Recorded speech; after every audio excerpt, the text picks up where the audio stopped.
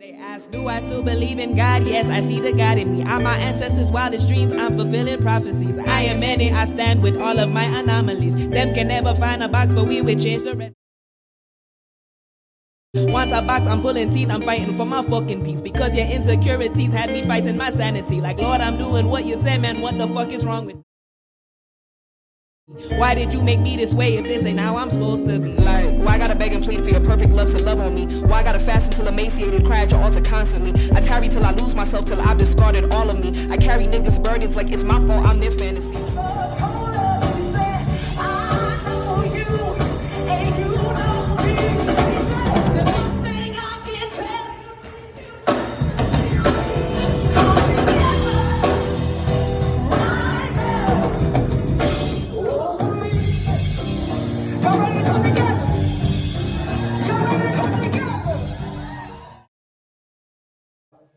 Greetings, peace everybody.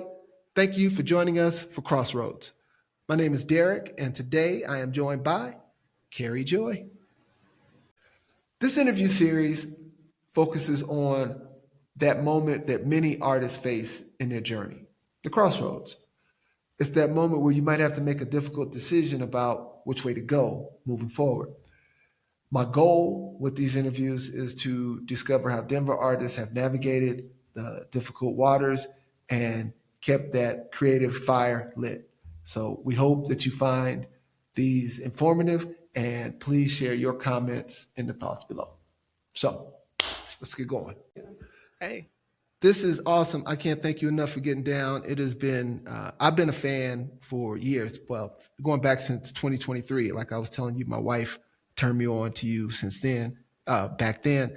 And I just think you're an awesome artist. And I know we even talked a little bit about how your background is not strictly hip hop, but I think you got a lot of hip hop in you. So, Kerrie Joy, tell me, what do you do and where did you come from? Cool. Well, first of all, real quick, shout out. Thank you, Derek, for having me here, and for this idea, for bringing artists together to tell their stories, and especially the hardest parts, right? So Right. I appreciate that, and shout out to Wifey for putting you on.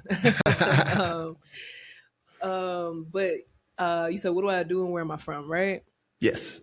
Cool. Well, I'm a poet first and foremost. So I'm a writer.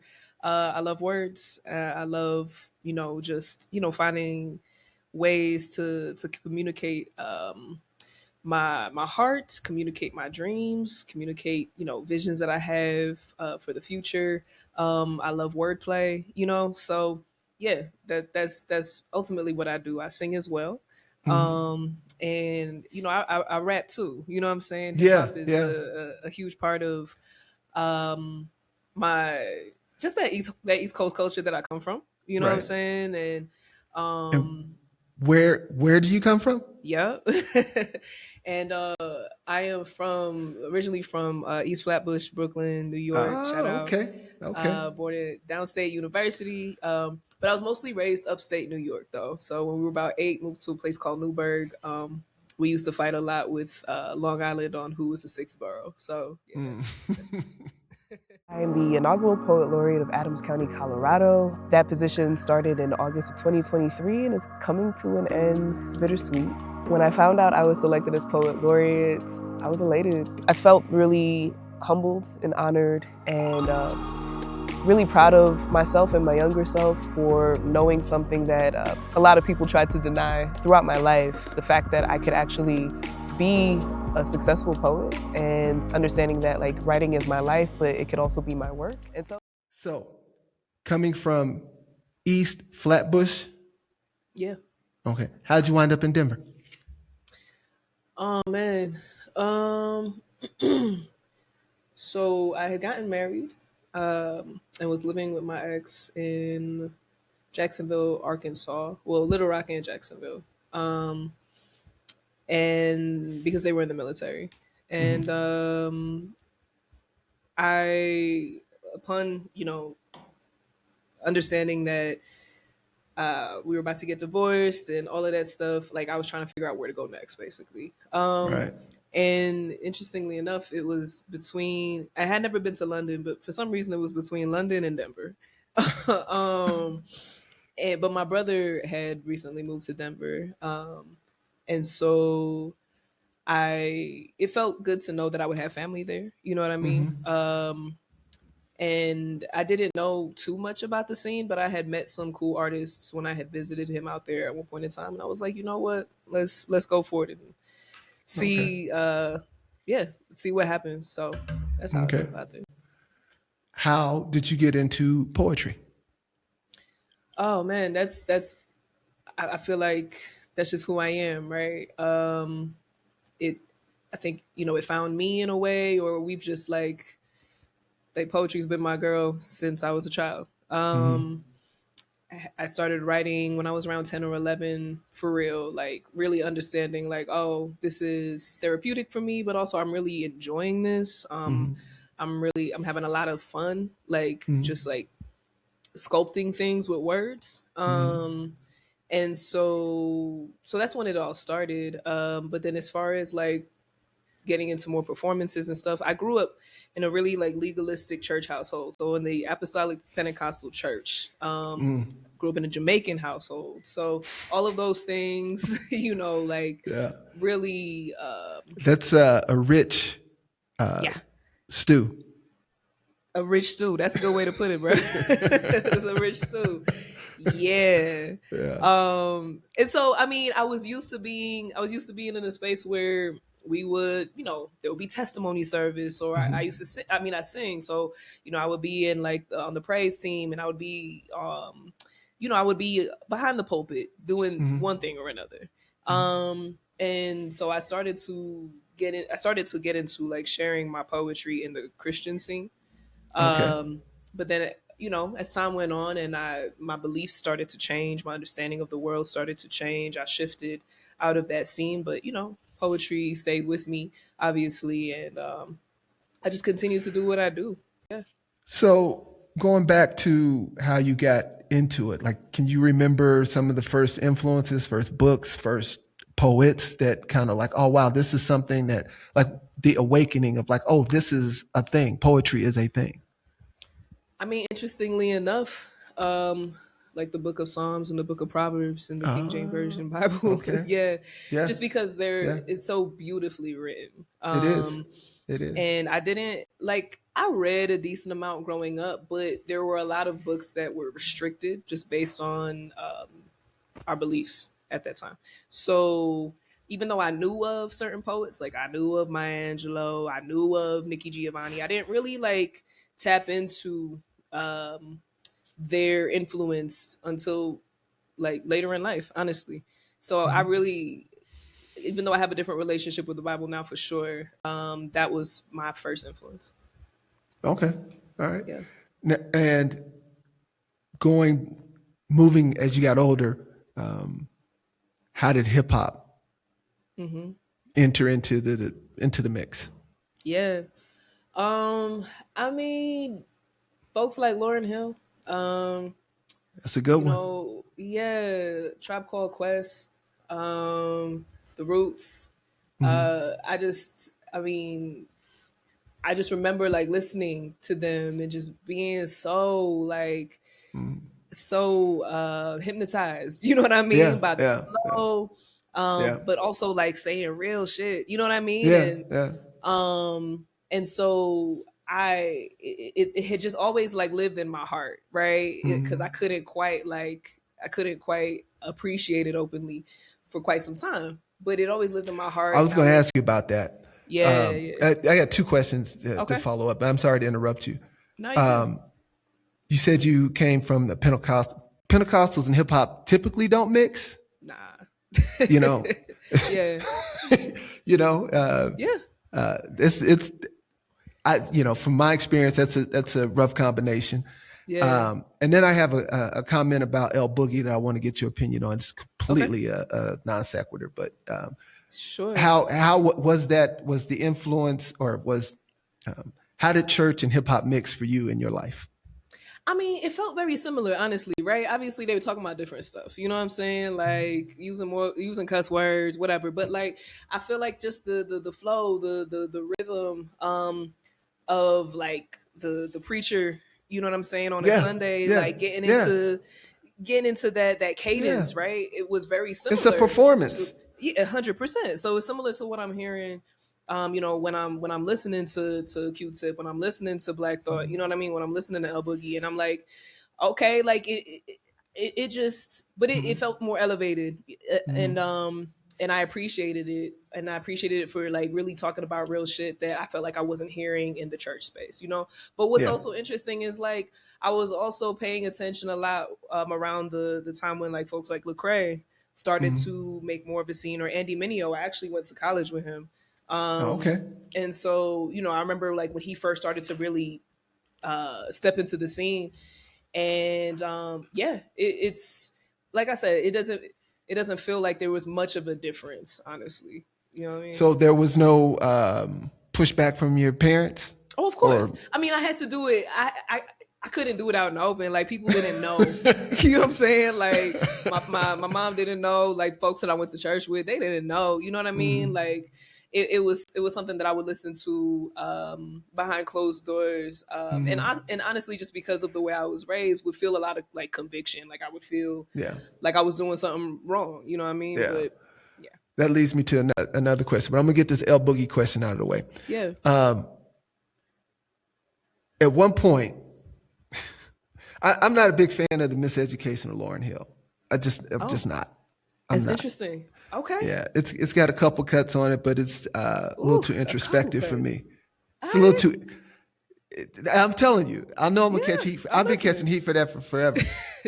Um, I actually like a lot of her stuff pre the score, the Fugees. I like a Okay. lot of the pre the score, and the score is fantastic. The score is Yeah, a classic. absolutely. Um, and coming off of the score, my expectations of Elle was so high. Um, Mm, for about a decade, even after Miseducation of mm-hmm. Lauryn Hill, I had her in like my top five, Yeah, male, female. yeah. She's No matter. incredible, right? Yeah. Over the years, though, because of the lack of content, she's fallen off. And Mm-hmm. I think to be considered one of the greats, you have to have a little bit more production under your I don't, belt. El I don't Boogie. disagree. What's your thoughts on? I mean, where would you place El Boogie in the pantheon? I mean, it's hard for me to not honor her contribution. And I mean, there's a lot of controversy around El Boogie, right? Like, Yes. how she, if she paid people, how she paid people. If she Um, look, I'm gonna tell you, if she shows up to me, if I pay money for a show and she shows up 2 hours late, I mean, it's problematic. You know what I'm saying? It's problematic. You don't respect anybody else's time but your own, and that says a lot about who you are. You know what yes, I'm it saying? does. I don't know the lady. Like I ain't never met her. You know what I mean? But like I said, I've heard some things. I've heard some things from people who have played with her. Mhm. And yeah, from my understanding, she got some shit that I hope that she takes some time to like really work through. Yeah, yeah. Um, but ultimately,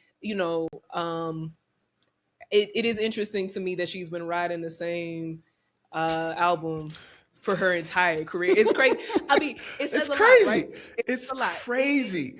It says It's to me, and even though crazy. we clearly disagree, right? It says to me how incredible that album was, right?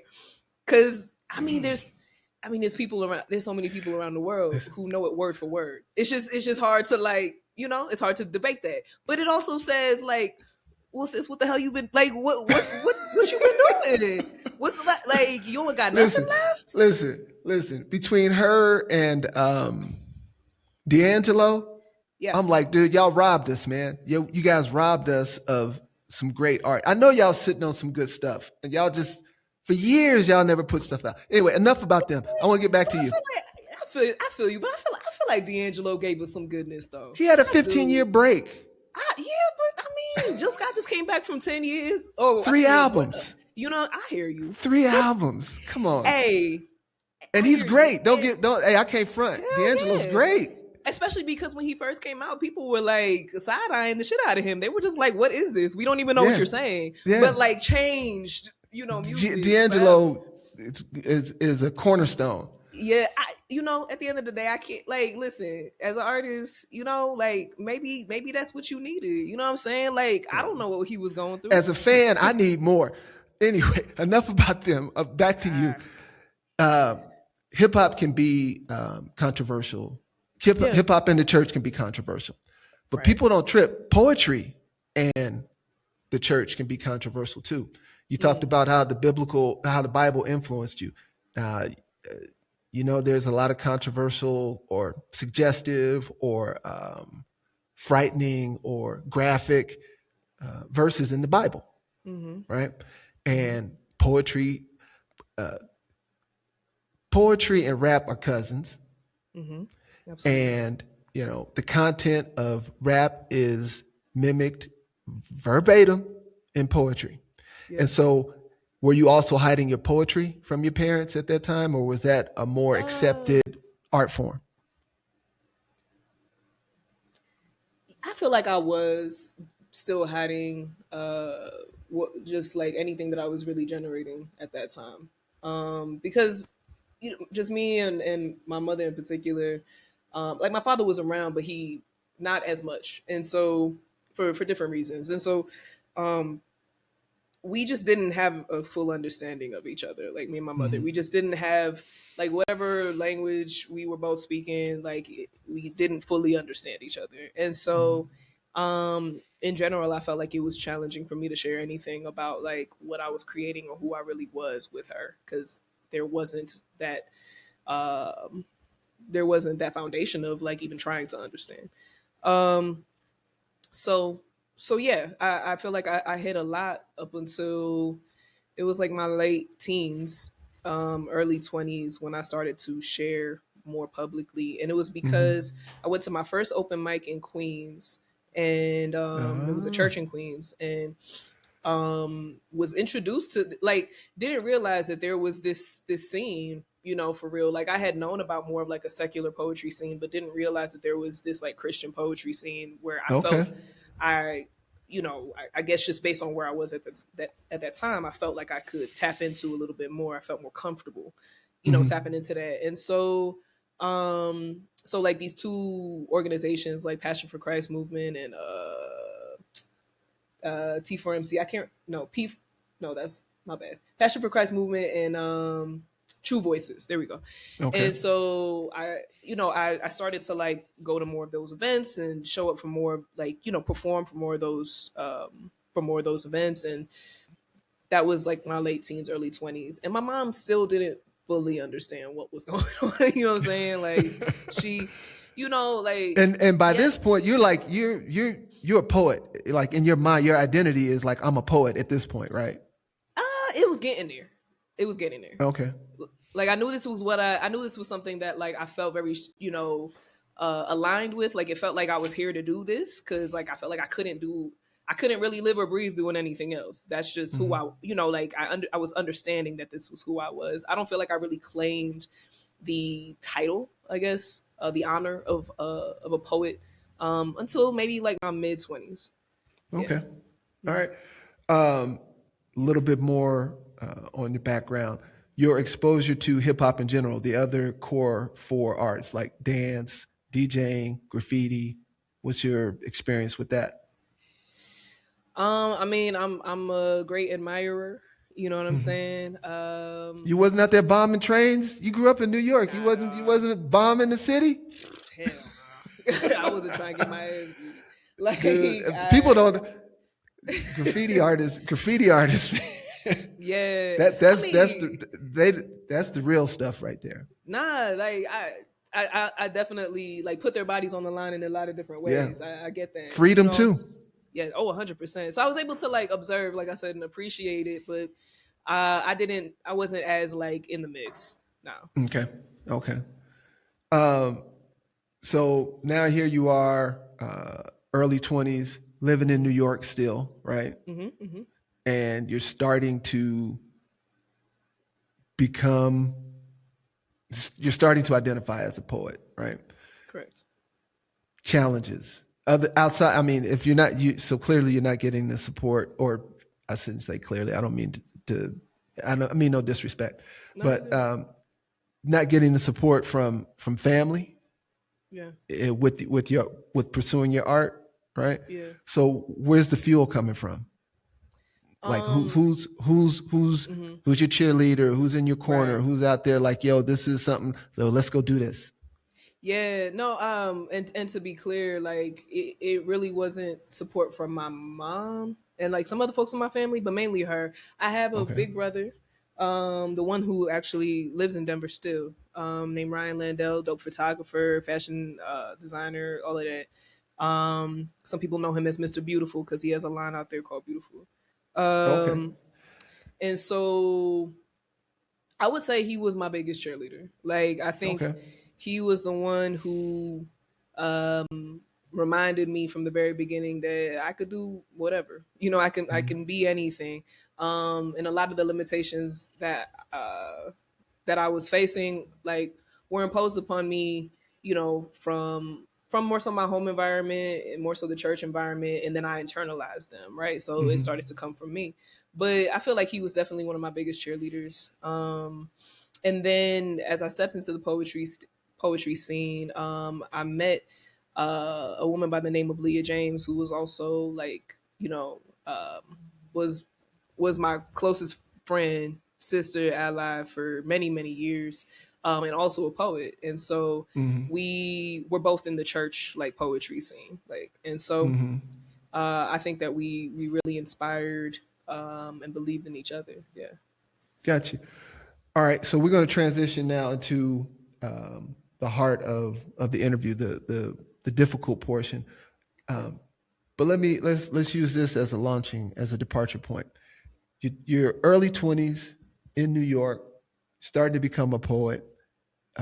You got some support from your brother. Why'd you do this? Like, what when you what did you want this art to do for you, or what did you want to? Let me phrase it a better way. There you go.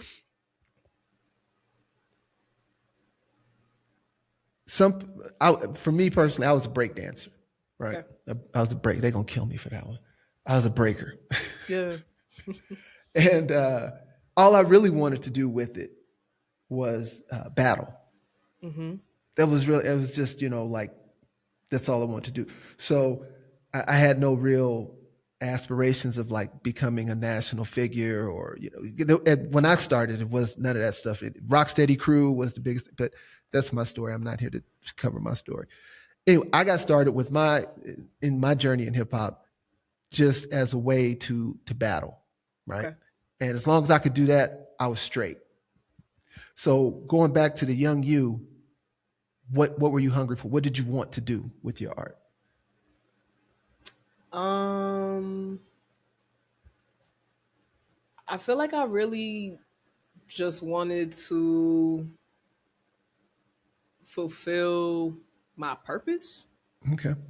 Um, I understand that because yeah, it's an internal uh, like pressure builds up inside, yeah, and just like you have to act on this. yes. I get it. Nothing else really makes sense.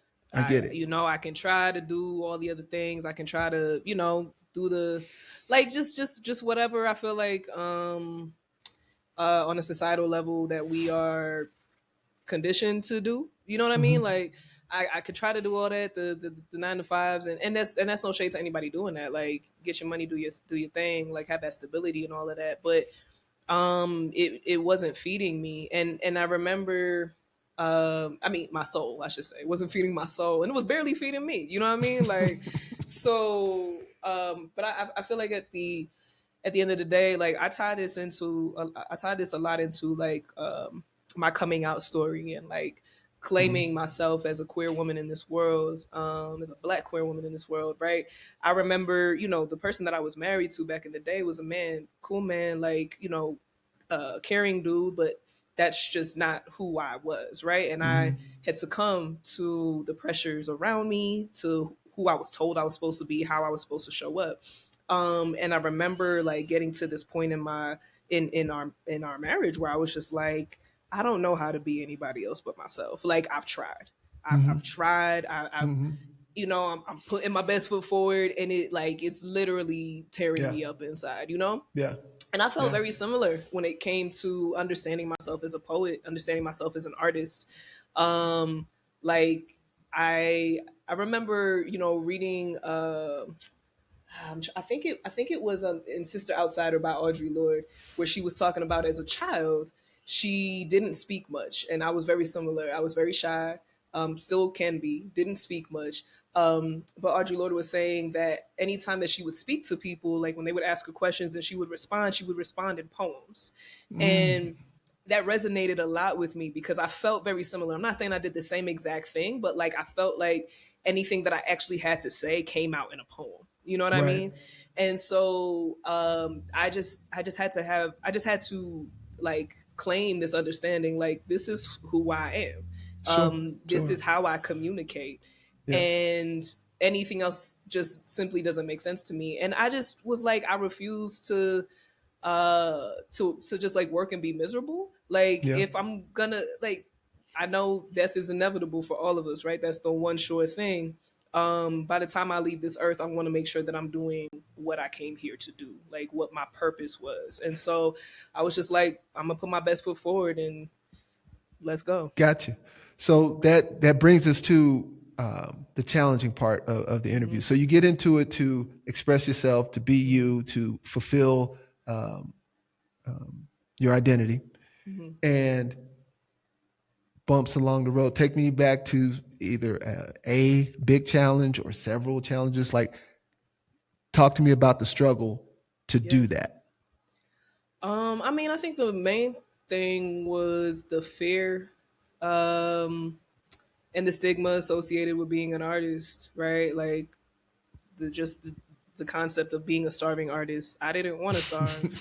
You know what I'm saying? Like that's not what I wanted. That's not that, like that wasn't my goal. And I was just like, It's easy to be broke. Come on, Kerrie, you can do that. You can do man, that.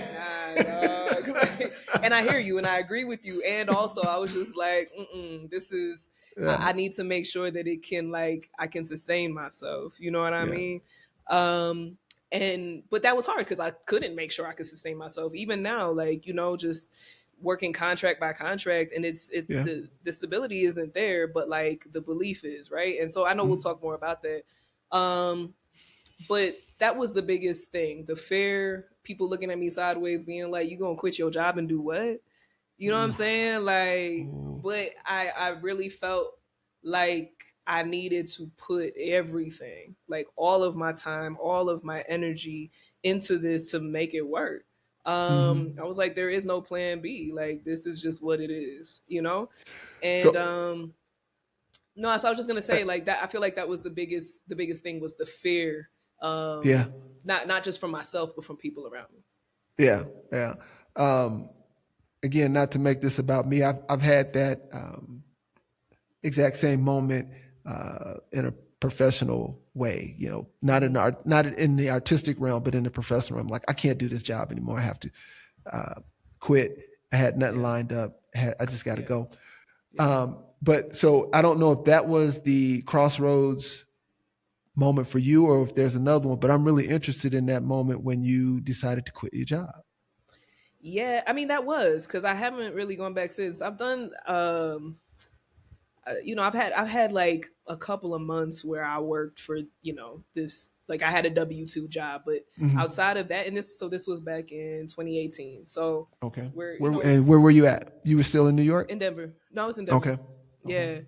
Yeah. Um, and so at that point, I was just like, I'm full speed ahead. Like I'm gonna put my heart into it. I'm gonna try to figure out how to make it work. And in the meantime and in between time, I was doing things like DoorDash and Hmm. Instacart and like just Yeah. like some other gig. Hustles, Yeah, exactly. side hustles. Like Yeah. exactly. Just so I can keep food on the table and Gas in the pay the car. Yeah. rent and all that Yeah. stuff, right? But I was also figuring out like what it meant to be a full-time artist, like developing a website and developing a brand of some sort, you know what I mean? Like really Yeah. just like I don't want to say packaging myself because that doesn't feel right, but I feel like figuring out how to present myself to the people can who can cut the checks. You know what Yeah. I mean? Like what kind of language did they speak so that we can have conversations about you know Yeah. contracts. you Contract. know? Yeah. So Yeah. I'm gonna push back on you just a little bit. Okay. When you say I can understand not wanting to use the language of packaging yourself because Yeah. that like reduces you down to a commodity. Right. But it is, and I've seen this trip up other cats, and just like you were saying, like when you want to go have conversations with people who are cutting the checks, they're buying something. Yeah. You're right. They're buying a product. They're buying, Yeah. you know what I mean? They're buying a commodity. Yeah. So it's not necessarily that's the way you have to see yourself, but at some point you have to present yourself Exactly. as Exactly. a package Absolutely. or something, Yeah. because the people who are cutting checks are buying something, and it's Yeah. just like anybody else. When you go to buy something, you want to pick it up, you want to look at it, you want to Yeah. read the How's it look? label. You How's know it what I feel? mean? Yeah. Yeah. You No, know. I agree with you. And I agree with you 100%. And, so it's always been interesting, like, feeling comfortable with that particular language, but I understood what I needed to do Yeah. to Yeah. present myself to Yeah. these That's corporations, the these most important organizations, thing. yeah, exactly. That is the most important thing. Um, were there what kind of resistance did you run into? When you started getting some traction, or let me flip it the other way. What obstacles, like, can you recall prevented you from getting traction? I mean, I think, one of the main things was depending on how certain entities were feeling, like if they were feeling very generous towards like diverse communities. You know what Mm-hmm. I mean? Like it could Mm-hmm. be it could be easier, right? But if they weren't really in the mood for none of that, I feel like one of the biggest obstacles was just being a black woman. You know what I mean? Like it's I can't I hide got I got this. I got a You know? daughter, so Yeah, you know what I yeah. mean? Like it is what it is. So I felt like I met resistance because of that. I felt like I met resistance because of like my political ideology and the fact that I was pretty loud about it. Mm-hmm. Just like, calling out bullshit, saying what's on my mind, saying what, black and brown folks and other people of color, or Mm-hmm. other like historically marginalized groups, like what we deserve. Like Mm-hmm. just, like I feel like there was some of that.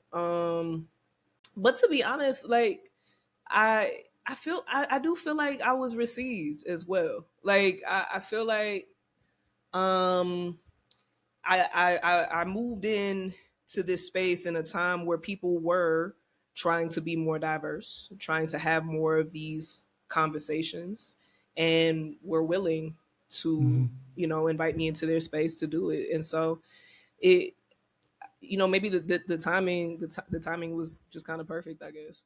Got you.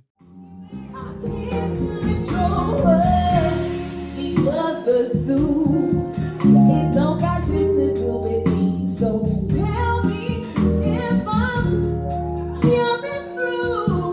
Can y'all hear me? Cause I got work to do. Let's talk about it. This world crazy already. I need peace where my head and my boundaries sacred. They expect a vision clear 2020. But I don't know it all. My squad's so necessary. Sometimes I'm not trying to hear me. So I lean on the homies.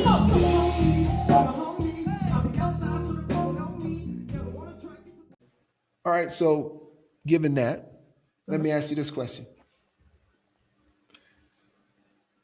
you've made a decision to pursue your art full time. You're out here. You're learning new skills. You're acquiring knowledge on how to do it, better. Contacts, experience, all that stuff is piling up. But what about your mindset? Did you Yeah. have to like get a new mindset, or did you have to learn something new, or actually be like, you know what? They've been trying to tell me this all along. I should have listened to them back then. Did you have to Yeah. go back and revisit something that you already knew?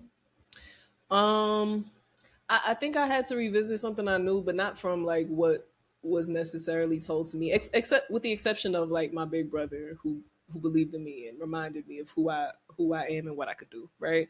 Um, but I think I just had to go back and remember. It's like it's all about believing in yourself. Like It is. I can't. There are so many things that go into being a full-time artist. Yes, there are like learning how to be, the chief financial officer, the chief marketing officer, Yeah. like writing the contracts, reading the contracts, doing all of that stuff. Like, yes, 100% producing the events. Yes, like all of that. Yes. There's so Yeah. many things that go into it. But at the end of the day, like if I don't believe in myself, like that has to be a solid foundation. Yeah. Because there are Yeah. days, there are times where you lose contracts. There are Yeah. times where you think you have a contract with somebody, and you present your work and they're like, oh, that's not what we were looking for, and you have to Yeah. be flexible and Yeah. not necessarily have to be flexible, but you have to like understand when to be flexible, right? Understand If when you they want to on some come back and bullshit. knock on the door, You know what I'm saying? It all depends, right? It's like, are y'all on some bullshit, or can I show Yeah. up as a better version of myself? You know what I'm saying? Yeah. Like what Yeah. Yeah. what do I have to do here? But like at the end of the day, I have to know and believe like that I'm doing exactly what I'm here to do. And even just for like the young me, I think about little me, and it's just like, what are poems that I wanted to read, right? Mhm. What are who, like, what kind of influences did I want to see, or did I need to see? What are things that I needed to hear?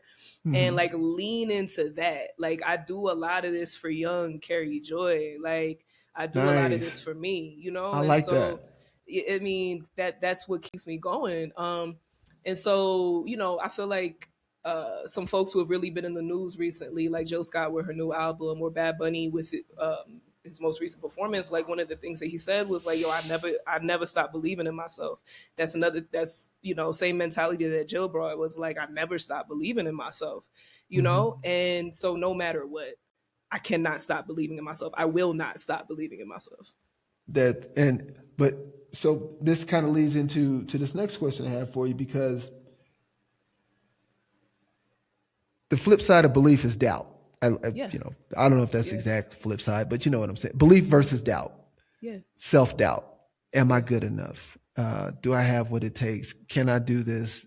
Not so much on the mechanics of it, like like I know how to get on the computer and do that. I know how to do the ABCs of the stuff, but is my art good enough? Right. You know, Hell yeah. and I don't know if that was the heaviest part for you, or was there something else heavy, but seems like if you're leaning on belief so much, which you absolutely have to, then you were probably battling doubt a lot. Absolutely. And I don't know, I don't want to put words in your mouth, but what was the heaviest part of your journey? Yeah. The doubt and the fear, for sure. Like those two things together. Is my art good enough? Like, why would anybody want to hear what I'm about to say? Why would anybody want to read what I'm about to present? Like, why would anybody listen Because to you this better than track? AI, Kerrie. Oh, well, I mean, AI ain't got nothing on me. I ain't got nothing on you. and I know that, but at the same time, yo, literally, what? Like, I think it was like 3 or 4 days ago. I was researching this poem by Eve L. Ewing, and it's like honoring Emmett Till, and and it's like a speculative fiction poem where it brings Emmett Till back to life, right? Like where the shit that happened never happened. But when I was Googling it though, for some reason, AI decided to present a poem to me that it wrote in like zero point 0.5 seconds about Emmett Till. And I was so confused. But I was like, but let me read this bitch. And so I read the poem. And I was angry because it was good. I was angry because it was good. And I was like, what the fuck? Listen, You know what I'm saying? I'm gonna tell you, listen, it's Skynet, it's Skynet for real, right? Yeah. My older brother and them, they played in a band back in the 70s, like, you know, like they're instrumentalists, right? Yeah. And he hit me with this thing right around the time I got in contact with you. He's like, yo, check this out. Mhm. Boom. He didn't tell me nothing. He's like, just check out this band, right? Boom, boom, boom, boom, boom, boom, boom. So I said, oh man, you know, they're pretty good. He's like, dude, that's me, all AI. It's like I programmed the whole AI. I'm like, dude. He's like, dude, I'm getting so much. He's like, it unlocked something in him. Yo, that's crazy. That's crazy. I don't know, man. I don't know. No, I'm with you. I'm with you. I'm just like, okay, all right. How do I stay in step with the times, but also like, how do I outpace it in a way? You know what I mean? Like, Yeah. Because I know that the heart and soul of what AI generates is from us. You know what I mean? Yeah. So like, I know I got the goods. I know I had the goods before it had the goods. You know what I mean? So like, just really trying to remind myself of that, but just be as futuristic as possible. Like understanding, okay, this technology is here. You know, like how can I be in relationship with it? Obviously, without it controlling me, or without like I definitely refuse to like I don't generate stuff with AI. But you know what I mean? But every once in a It while, can answer though, questions. Like, that's what I was gonna say. Every once in a while I might get like I might get an idea. You know what I'm saying? Like, cause okay, and to just to be clear about that, I've been tapping more into like speculative poetry and futuristic poetry. And sometimes I'm not 100% sure of like what kind of technology could exist, like, you know, things like that. I don't, I'm not aware of that. So sometimes I'll ask AI, like, well, what could it look like in 2050? Like, what would we see? Like, what would we wear or whatever? So sometimes I get ideas like that, but you know, that's about it. I use it kind of like as an assistant. Sometimes. I do too. Sometimes, a complete another non sequitur, and we're gonna get back to the fear and the fear in just a second. Fear but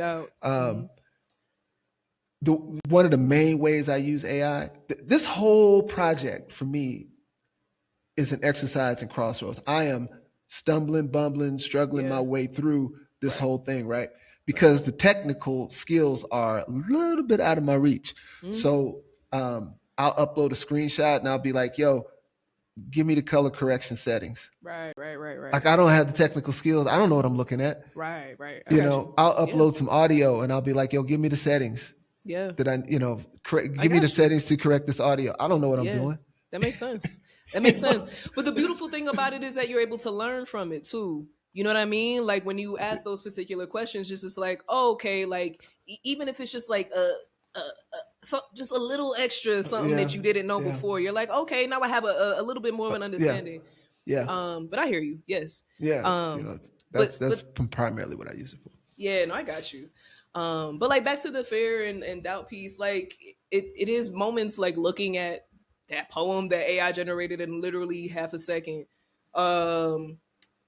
That, you know, like it was those moments. It was moments like seeing other artists, other poets who were like really gaining traction, and just, you know, finding myself comparing, you know, myself a lot of times, and wondering like, what am I doing wrong, or what should I be doing differently, or whatever the case might be. And I feel like there, in those particular moments, I did lose myself sometimes. I did lose like,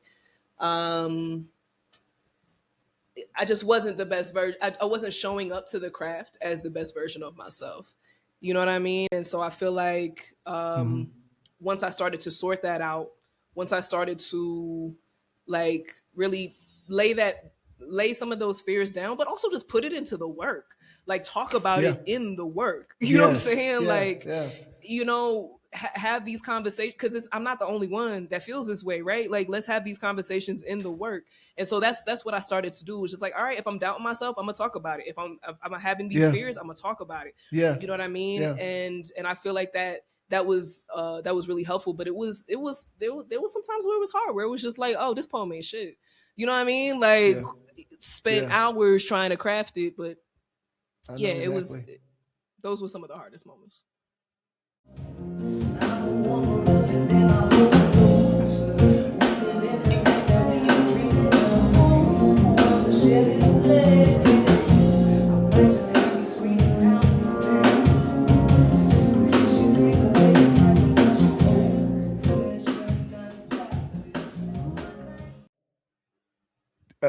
A piggyback on that thought. I don't know if it's a subset or if it's a totally different thing, but jealousy, right? Like you said, comparing yourself to other people. Look, Um, I like I said, I got into hip hop through dance, right? Yeah. It's all we do is look at other dancers is compare ourselves to them. There's no point in trying to deny the fact that artists compare themselves to other artists. Oh, Michael Jackson and Prince, come on, Absolutely. right? So, and like I said, I don't know if it's a subset of fear or not, but did you have to battle that? Oh yeah. Absolutely. I still have to battle that. You know what I mean? Like, I really have to Mhm. quiet that voice. And like, I feel like I've been able to learn how to just like respect and support and appreciate somebody who's doing dope shit, and Yeah, know that like I do as well, and there's enough room for all of us. Because I do feel like, just like that capitalistic mentality of competition, right? That's one of the core values of capitalism. You know what I mean? And so, um, I feel like it sort of teaches us that there can only be one, or there can only be a few, but there's so much room for all of us to do what we do. yeah, And so yeah. I just had to remember that. But like, there have definitely been times where I had to call myself out as a hater. You know what I'm saying? Like, where I was just like, why am I hating on this person? Like, that's crazy. Like, But that's good there, That's good self awareness. man, yeah, It's because maturity. I had to be, yes, I feel you, but I just had to be real. I had to be real with myself and be like, this is what's happening, Kerrie Joy. Get it together. You know what I mean? Like, if you would put less energy into hating on them, you could work on Yeah, your shit and and yeah, and and get better. So yeah. yeah, yeah. Um, okay, so like moving from the heavy side to the lighter side or the better side, getting past that, you need to have wins, right? You Yeah. got to have some W's. You got to catch. You're gonna catch. Everybody's gonna catch L's, a whole bunch of L's, Yeah. but you got to have some W's. And I think the W's clearly help keep you going. Yeah. Um, but did you find yourself? What shaped you more, your wins or your losses? Mm. That's a good question, man. It really feels like both, though. It Okay. really does. I mean, because the winds, like, they just like breathe more air, you know what I'm saying, Yeah. into the thing, and like gave me that momentum, and just reminded me, it validated me, affirmed me. So I appreciated those things. um but the losses also, they taught me, and they were just, it was just like, all right, well, this didn't work, what will? Or Yeah. like, I'm lacking here, what are my strengths, what are my weaknesses, and how do I turn my weaknesses into strengths, and so um it, all of it has to contribute to who you become, because yeah, I just feel like without the balance of the two, um it would be hard to learn, it would be hard to Mhm. grow, and it would be hard to like crave more and want more and like keep pushing, you know what I'm saying, Yeah. without the balance of Yeah. the two. Yeah. Yeah. So just a couple more questions on the crossroad, the challenging parts of your journey, and then we're going to get to these exit questions. Cool. But looking back at your journey, Mm-hmm. I was going to ask, what advice would you give to other people? You know, someone who's standing at their own, dealing with similar challenges. But I like the way you phrased it earlier. It's like, I'm doing this for the young Kerrie.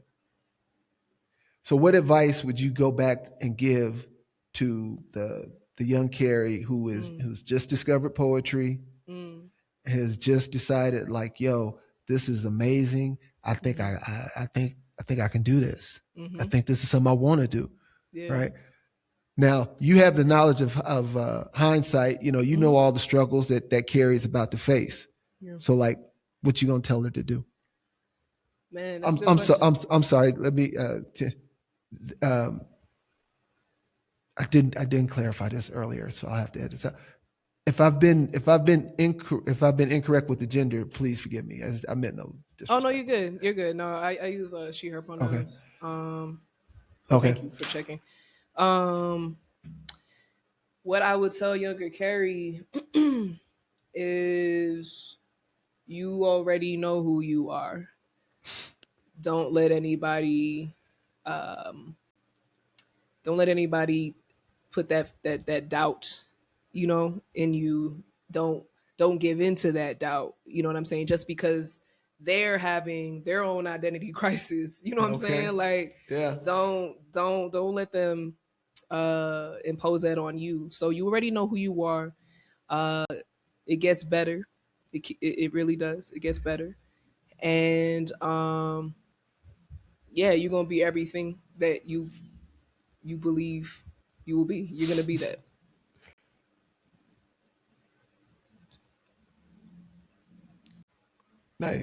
Nice. So embedded in that answer makes me wonder, and again, we are about to leave the challenging part, but did people try to, I know you said, I'm sorry. I know you said that you went through the divorce or the separation. Was it a divorce or separation? Divorce. Mm-hmm. Divorce. You said you're going to tell the young Kerrie, look, you already know who you are, and don't let people knock you off of that. Yeah. Did people try to knock you off of that? Yeah, absolutely. In a lot of different ways, whether it was just about like my identity and who I am as a person, as a human, but also like how I show up, my work, my craft, my creativity. And it all boiled down to money. It all boiled down to what people believe will pay the bills, what people believe is success, like what their definition of success is. Yeah. And I think I think underneath it was a lot of fear. Like, people wanted me to be well and not struggle and not suffer. And I'm like, cool. I hear that, but like, I'm suffering if I'm not showing up as my fullest self, and if I'm not living my purpose, right? So, so yeah, folks definitely were just like, you're not gonna be successful with that. There's like, what's the success rate with that? It's like y'all killing me with these good intentions. Will y'all just stop? That part, man. How about you just keep your opinions to yourself? How about you mind your business? I know you care about me. You just looking out, but just chill, man. Easy. Sure. How about a little rah, go Kerrie, go? You know what I'm saying? Like, anyway. Like, for real though, like, what if you took that energy and just would like, you know what, let me give you some extra belief. Like, let me put some extra faith up in there. Let me do a little bit of that, see what happens. Exactly. All right, so we're going to hit these exit questions, and then we're going to get out of here. Cool? Cool. All right. So, trends that you have noticed in poetry, good or bad, things that you like, don't like, just what trends have you noticed in your art form that you wanted to, what trends have caught your attention? You already mentioned AI, which is definitely, that's a global trend. At the part where you asking me about like different trends, in poetry, and I was talking about like pushing form. I really want to make sure I include, and I forgot to do this, but it's important to include my mentor, Eloisa Mescoa. I'm currently in a master's in fine arts program at Randolph College, like really just learning how to merge my love for hip hop and my love for spoken word and my love for a stage, and it with the page, and master it on a page so that when like people read my work, they can feel more so what I'm feeling, what I'm saying, the energy that I'm presenting it with. Yeah, and so she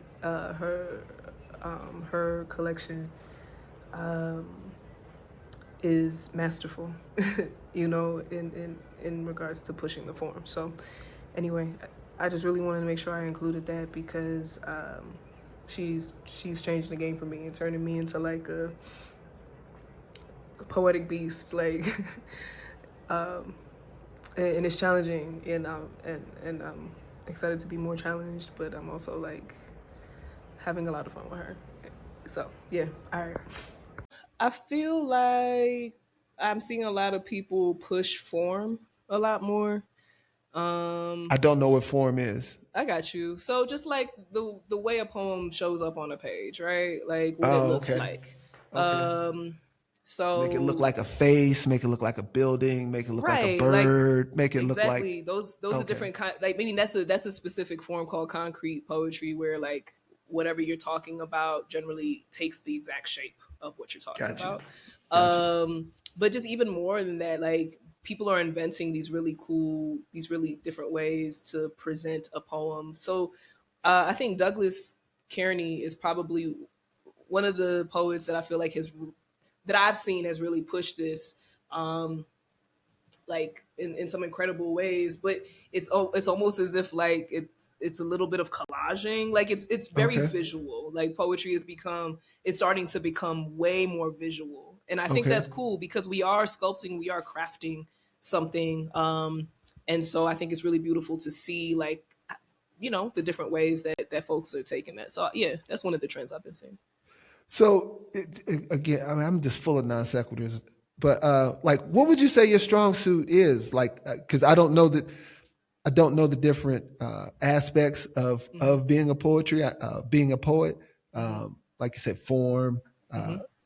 if you like, to me, the layman, um, just crafting the like. I know there's different genres of poetry. Hmm. So not everything has to rhyme. I Hmm. get that. Um, but like, what would you say your strong suit is as a poet? um I like to rhyme, just that, and that's the hip hop in Okay. me. It doesn't always happen, but like I really do enjoy doing that. So, Yeah. I think that That's that Flatbush boom bap. you know what I'm saying? Like it ain't going nowhere. um, and a lot of people don't have faith in that. A lot of people feel like rhyming poems are cheesier, but I'm just like it's okay. We'll all learn together. Yeah. Um, so I think that's one thing that I'm pretty good at. My wordplay, I really love my wordplay. Yeah. And I think ultimately my biggest strength is my presentation. I'm Yeah. really good at grabbing the mic and doing the things. So just from feedback from a fan, I definitely your performance skills are top shelf. I appreciate it. The way that you uh, like you say, present the way your performance skills are dope. Thank you. And when you talk about, excuse me, wordplay, the thing I most appreciate about your wordplay is how you weave in the seriousness, Mm, how you weave in. It's like, yo, yeah, this is clever, this is cool, this is chill. Emmett Till, you know what I'm mm-hmm, saying? You know what I mean? mm-hmm, It's like, mm-hmm. um, uh, like for instance, the um, AI ain't got nothing on me. Yeah, It's just so many serious notes, serious tones, things that make you think in there, yeah, along with stuff that's just fun and yeah. like speak to the Black experience. So Right. I think I your appreciate it. wordplay is definitely top shelf, and your performance skills. That's I just coming appreciate from that. my perspective. Thanks, man. Um, Now, next question. Best resource that you can recommend for someone just to be a better human being, not even a better poet, or a better poet if you want, if you got more than one, you can, whatever you want, but just, Yeah. to be a better human being or a better poet.